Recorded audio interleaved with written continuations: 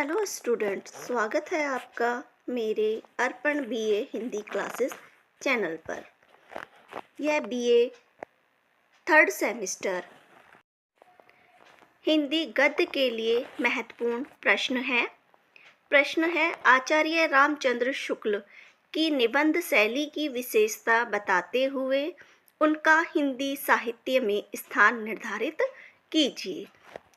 अथवा इस क्वेश्चन को ऐसे भी पूछा जा सकता है दूसरी तरह से कि रामचंद्र शुक्ल के निबंधों की विशेषताएं बताते हुए उनकी भाषा और शैली पर प्रकाश डालते हुए शुक्ल जी का हिंदी साहित्य में स्थान निर्धारित कीजिए। क्वेश्चन दो तरह से है कि कैसे भी पूछा जा सकता है, आंसर आपको इसी तरह लिखना है। और ये क्वेश्चन आपकी परीक्षा के लिए वेरी इम्पोर्टेंट क्वेश्चन है। आप एक बार वीडियो को ज़रूर देखें और अपनी परीक्षा की तैयारी करते रहें। आंसर इसका किस तरह से लिखेंगे, थोड़ा सा हम पहले आचार्य रामचंद्र शुक्ल के बारे में बताएंगे कि उन्होंने हिंदी साहित्य में क्या क्या योगदान दिया है। इस तरह से करके लास्ट में भी थोड़ा सा हम उनके बारे में ही लिखेंगे। तो इसमें आचार्य रामचंद्र शुक्ल के हिंदी निबंध साहित्य क्षेत्र में पदार्पण करने से निबंध साहित्य को नया आयाम मिला। आम भाषा में इस तरह से कह सकते हैं कि आचार्य रामचंद्र शुक्ल के हिंदी निबंध साहित्य में आने से निबंध साहित्य में को एक नई दिशा मिली। इस तरह से भी लिख सकते हैं हम। शुक्ल जी ने गद्य की भाषा में सृजनात्मक प्रयोग का कार्य आरंभ किया। निबंधकारों में देशभक्ति और राष्ट्र प्रेम की भावना के साथ साथ व्यापक मानवीय दृष्टिकोण भी रहा, जो इस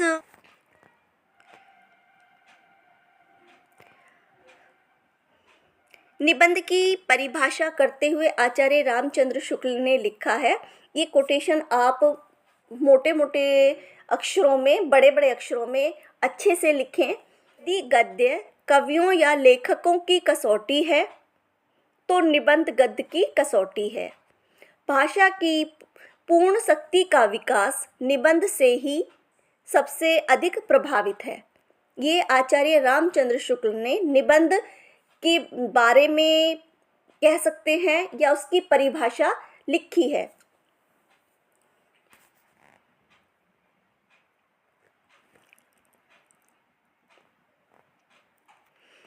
शुक्ल जी ने गद्य भाषा को निखारने और जटिल से जटिल विषय विचार और भावों को सरलता पूर्वक प्रस्तुत करने का उल्लेखनीय कार्य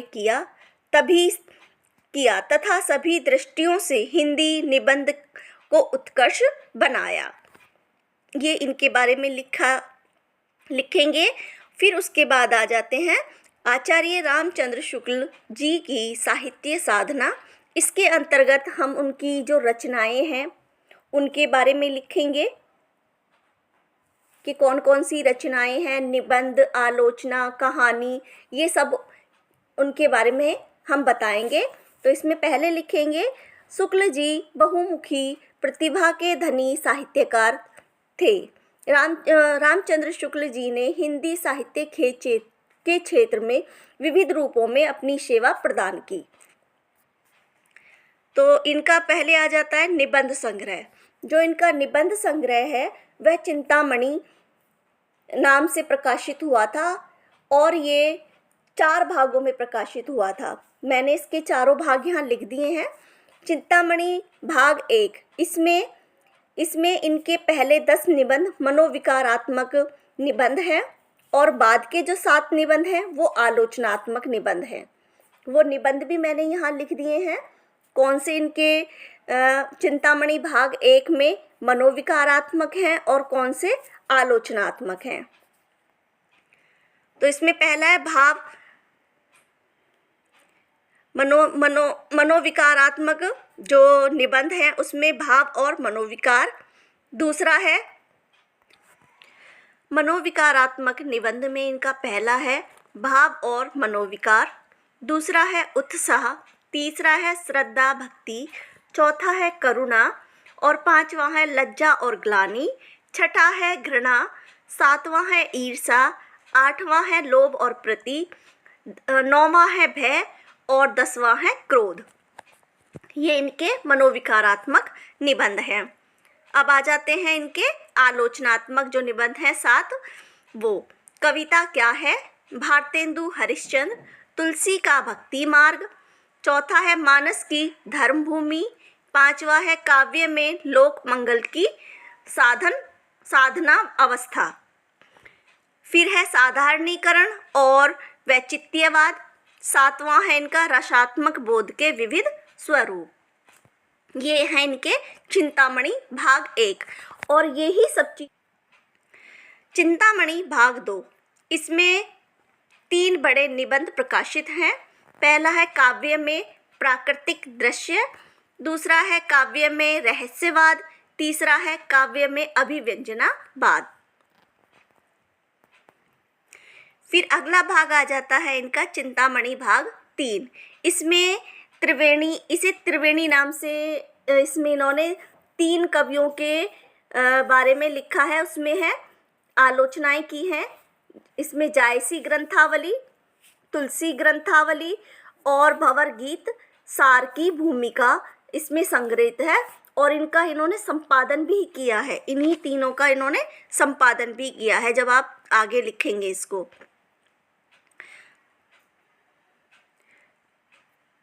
फिर है इनकी जीवनी जो लिखी है इन्होंने राधा कृष्ण दास के ऊपर लिखी है। आलोचना में आ जाएंगे आप रस मीमांसा, और इतिहास में इनका सबसे प्रसिद्ध ग्रंथ है हिंदी साहित्य इतिहास, जो हिंदी साहित्य में सबसे महत्वपूर्ण स्थान रखता है।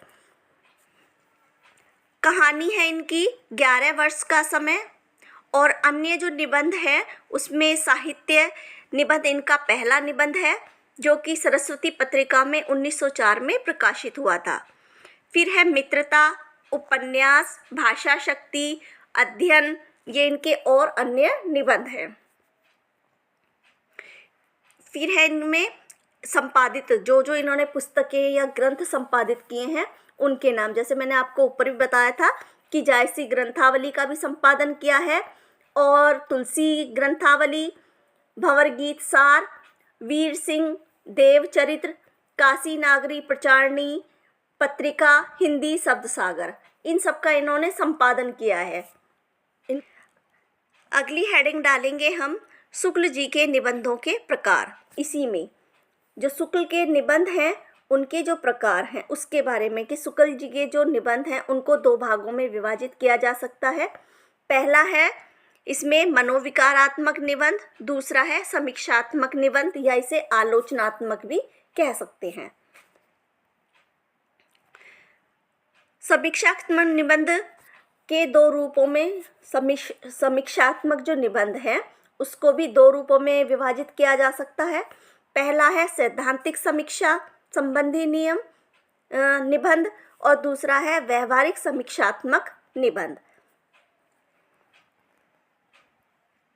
अगली हेडिंग डालेंगे फिर हम शुक्ल जी के निबंधों की विशेषता, तो इसको हम पॉइंटों में लिख लेंगे। शुक्ल जी के निबंधों में लोक जीवन अभिव्यक्त हुआ है, पहला। दूसरा है शुक्ल जी के निबंधों में एक सुगठित विचार परंपरा के दर्शन होते हैं। तीसरा है इनके निबंध हास्य, व्यंग और विनोद से परिपूर्ण हैं। चौथा है शुक्ल जी के निबंधों में विषय और उनके व्यक्तित्व की प्रधानता मिलती है। पांचवा है इनके निबंधों में मस्तिष्क और हृदय के समन्वय रूप को देखा जा सकता है। छठा है शुक्ल जी के निबंधों में समाज शैली की सुंदर छटा विद्यमान है। सातवां है इनके मनोवैज्ञानिक निबंधों में तुलनात्मक शैली का प्रयोग उल्लेखनीय है। अगला है इन्होंने अपने निबंधों में आत्म अभिव्यक्ति का नवीन रूप अपनाया है। आठवां है शुक्ल जी के निबंधों की भाषा शुद्ध परिष्कृत है। और नौवां है इनके विचारात्मक निबंधों में निगमन और आगमन शैली का प्रयोग हुआ है। तो इसमें निगमन जो शैली है उसमें ये होता है कि पहले सिद्धांतों को दिया जाता है, फिर उसके बाद उन सिद्धांतों पर चर्चा की जाती है। और जो आगमन है उसमें ऐसा होता है कि पहले उदाहरणों को दिया जाता है, फिर उन उदाहरणों के तौर पर आधार पर अपनी बातों को आगे बढ़ाया जाता है।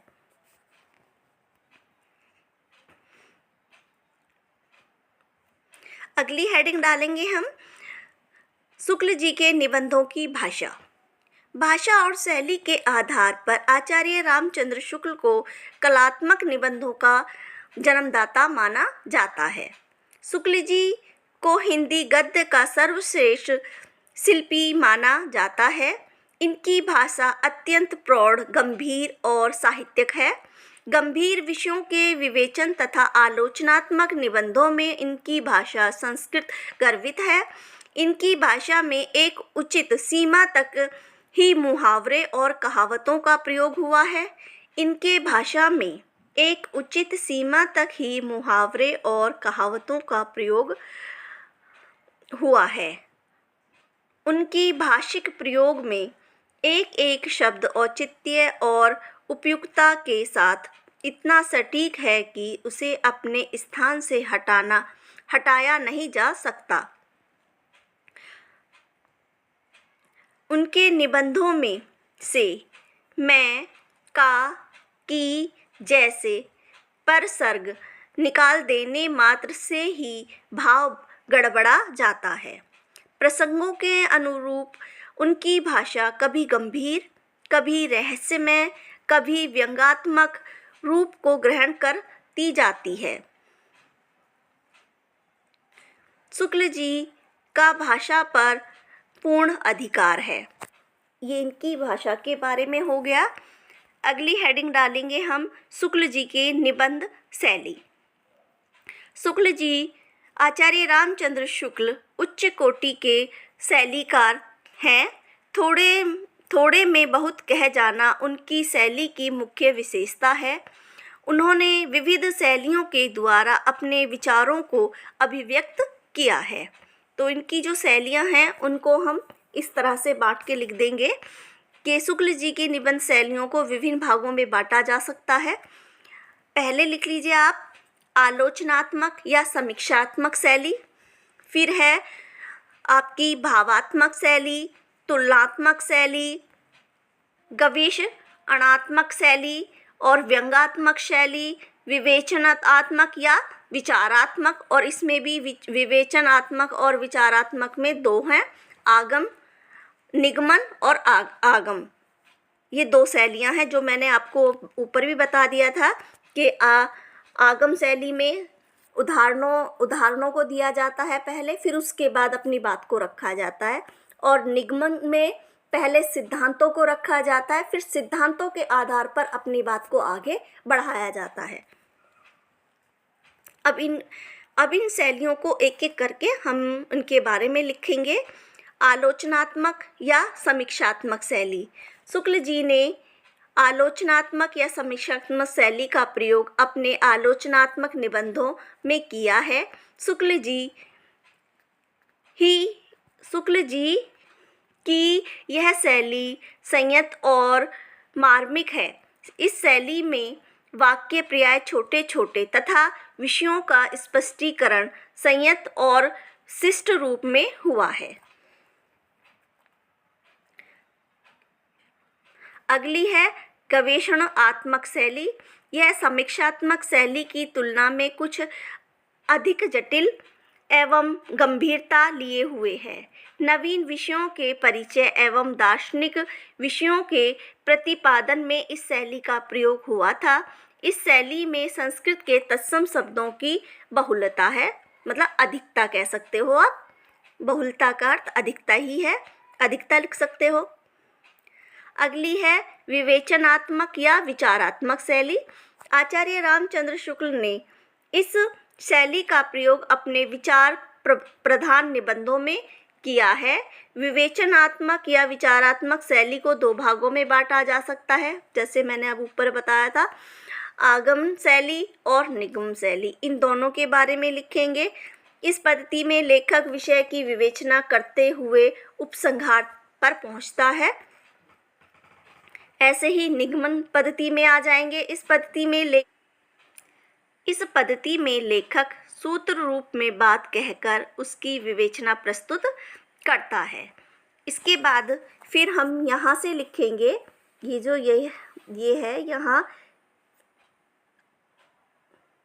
यहाँ ये वाला हिस्सा पहले आ गया। ये शुक्ल जी के निबंधों में निगमन पद्धति का प्रयोग अधिक दृष्टिगोचर होता है। तो इसमें ये है कि वे आरंभ में किसी बात को सूत्र रूप में कहते हैं और फिर विस्तार से उसकी व्याख्या करते हैं, ये आएगा। फिर उसमें ये कि कुछ विद्वानों ने इनकी शैली को कुछ विद्वान इनकी इस शैली को समास शैली की संज्ञा भी देते हैं, परंतु इस शैली में समास तथा व्यास शैली की समन्वय देखने को मिलता है। अगली हेडिंग है व्यंग्यात्मक शैली। व्यंग्यात्मक शैली शुक्ल जी की इस शैली में शुद्ध हास्य के रूप में जहाँ एक ओर हृदय को गुदगुदाने की क्षमता है, वहीं दूसरी ओर व्यंग्य का सहो-उद्देश्य तीखापन भी है। इस शैली में वाक्यों का बड़ा बड़ा प्रयोग मिलता है। शुक्ल जी के व्यंग्य किसी व्यक्ति विशेष पर नहीं होते, अपितु प्रभावों पर होते थे। फिर है इनकी अगली भावात्मक शैली। शुक्ल जी की भावात्मक शैली का प्रयोग तुलसी, सूर, जायसी की आलोचनात्मक एवं मनोविकार संबंधी निबंधों में मिलता है। इस शैली में भावनाओं के प्रभाव में उनकी भाषा सहज ही भावुकतापूर्ण हो जाती है। इस शैली में विचारों, भावों और अनुभूतियों का अपूर्व संगम होता है। इस शैली का शुक्ल जी ने ही सर्वप्रथम व्यवहार किया था, इसलिए इस शैली का उन्हें जनक भी माना जाता है। इस शैली में जो कुछ लिखा जाता है वह आसानी से समझ में आ जाता है। अगली हेडिंग है तुलनात्मक शैली। जब शुक्ल जी एक मनोविकार का वर्णन करते हैं तो उसे स्पष्ट करने के लिए दूसरे मनोविकार से तुलना करते हैं। वहीं उनके निबंधों में इस शैली के दर्शन होते हैं। इनके करुणा, उत्साह, श्रद्धा और प्रेम, भय आदि मनोविकारात्मक निबंधों में इस शैली का प्रयोग मिलता है। फिर आ जाते हैं आचार्य रामचंद्र शुक्ल का हिंदी साहित्य में स्थान। आचार्य रामचंद्र शुक्ल के निबंध हिंदी गद्य शैली के विकास में मील का पत्थर हैं।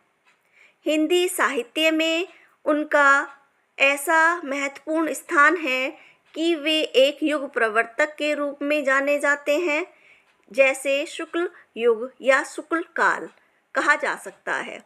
आचार्य रामचंद्र शुक्ल जी का हिंदी साहित्य का इतिहास ग्रंथ हिंदी साहित्य में महत्वपूर्ण स्थान रखता है। इसमें आप और कुछ भी लिख सकते हैं कि जैसे हिंदी साहित्य के काल विभाजन में आचार्य रामचंद्र शुक्ल जी का महत्वपूर्ण स्थान है। उन्हीं के अनुसार हम हिंदी साहित्य को 4 काल भागों में विभाजित कर सकते हैं। जैसे आदिकाल को उन्होंने वीर गाथा काल कहा, फिर है मध्यकाल जिसमें उन्होंने भक्ति काल और रीति काल नाम दिया, फिर आ जाते हैं हम आधुनिक काल। और इसमें आप और भी कुछ लिख सकते हैं जो आप लिखना चाहें थोड़ा बहुत, कि जैसे आचार्य रामचंद्र शुक्ल ने आलोचना के क्षेत्र में काफ़ी महत्वपूर्ण स्थान रहा है। उन्होंने समीक्षात्मक और सैद्धांतिक आलोचना के बारे में लिखा है। इस तरह से आप अपने पास से भी थोड़ा बहुत और लिख सकते हैं इनका जो हिंदी साहित्य के इतिहास, हिंदी साहित्य में इनके स्थान के विषय में।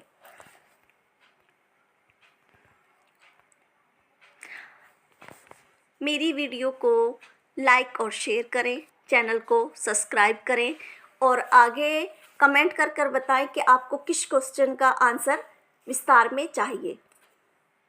धन्यवाद बच्चों।